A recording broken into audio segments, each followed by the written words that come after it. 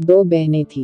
एक का नाम था एक केस वाली और दूसरे का नाम था दो केस वाली। दोनों बहनें अपने अम्मा और बाबा के साथ एक छोटे से शहर में रहती थी। एक केस वाली का एक ही बार था, इसलिए सब उसे एक की ही बुलाते थे। तो केस वाली बड़ी घमंडी थी, उसके दो बाल थे इसीलिए उसे दोकी की बुलाते थे। अम्मा भी सोचती थी कि दोकी जैसी सुंदर लड़की तो दुनिया में है ही नहीं, और बाबा उनको तो सोचने की फुर्सत ही नहीं थी, काम में जो उलझे रहते थे। दोकी हमेशा अपनी बहन पर रोज जमाती रहती। एक दिन एक की घने जंगल में गई, चलते चलते वह घने जंगल के बीच आ पहुंची। चारों तरफ सन्नाटा था। अचानक उसने एक आवाज सुनी, पानी, मुझे प्यास लगी है, कोई पानी पिला दो। एक की रुकी और उसने चारों तरफ घूमकर देखा, वहां तो कोई नहीं था। फिर उसने देखा सूखी मुरझाई हुई मेहंदी की एक झाड़ी, जिसके पत्ते सरसरा रहे थे। पास में ही पानी की धारा बह रही थी। एक की ने चुल्लू में पानी भरकर एक बार, दो बार, कई बार झाड़ी के ऊपर डाला। मेहंदी की झाड़ी बोली, धन्यवाद एक की, मैं तुम्हारी यह मदद याद रखूंगी। फिर अचानक सन्नाटे में उसे एक और आवाज सुनाई दी, मुझे भूख लगी है, कोई मुझे खाना खिला दो। एक की ने घास फूस इकट्ठी की और गाय को खिला दी। उसके बाद उसने गाय के गले में बंधी रस्सी को खोल दिया।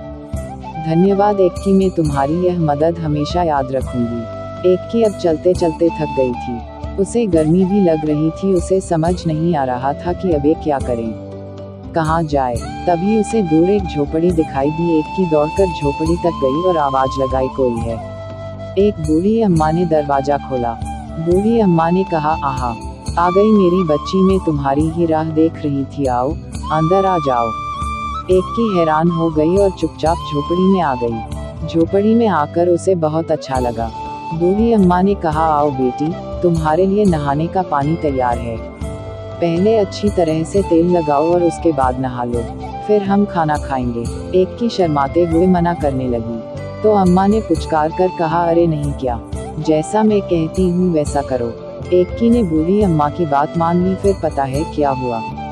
एक की ने जैसे ही अपने सिर से तौलिया हटाया तो उसने देखा कि उसके सिर पर एक नहीं परंतु बहुत सारे बाल थे। एक की बहुत खुश हुई कि वह खाना खा ही नहीं सकी, बस बार बार वह बूढ़ी अम्मा का धन्यवाद ही करती रही। बूढ़ी अम्मा ने मुस्कुराते हुए कहा, अब तुम घर जाओ बेटी और हमेशा खुश रहे। एक की के तो जैसे पंख निकल आए। वह सरपट घर की तरफ दौड़ चली। रास्ते में उसे गाय ने मीठा मीठा दूध दिया और झाड़ी ने हाथों पर रचाने के लिए दी। घर पहुंचकर एक की ने सारी कहानी सुनाई। दोकी कहानी सुनते ही सीधे जंगल की तरफ भागी। दोकी इतना तेज भाग रही थी कि ना उसने प्यासी झाड़ी को और ना ही भूखी गाय की पुकार सुनी। वह तो धड़धड़ाती हुई झोपड़ी में घुस गई और बूढ़ी अम्मा को हुक्म दिया, मेरे लिए नहाने का पानी तैयार करो। बूढ़ी अम्मा ने कहा, हाँ आओ, मैं तुम्हारी ही राह देख रही थी, पानी तैयार है, नहा लो। झटपट नहाने के बाद जैसे ही दोकी ने तौलिया सिर से हटाया, उसकी तो चीखें निकल गई। दोकी के दो ही तो बाल थे और वह भी झड़ गए थे। रोते रोते दोकी घर की तरफ चलने लगी तो रास्ते में उसे गाय ने सींग मारा और मेहंदी की झाड़ी ने कांटे चुभो दिए। मगर अब दोकी अपना सबक सीख चुकी थी। इसके बाद एक की दोकी अपने अम्मा बाबा के साथ खुशी खुशी रहने लगी।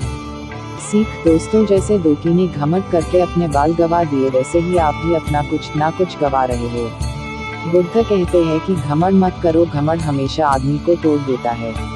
तो दोस्तों, कभी भी घमंड अपने आप पर हावी मत होने देना। तो आज से वचन लो कि हम कभी भी घमंड नहीं करेंगे। Smile smile.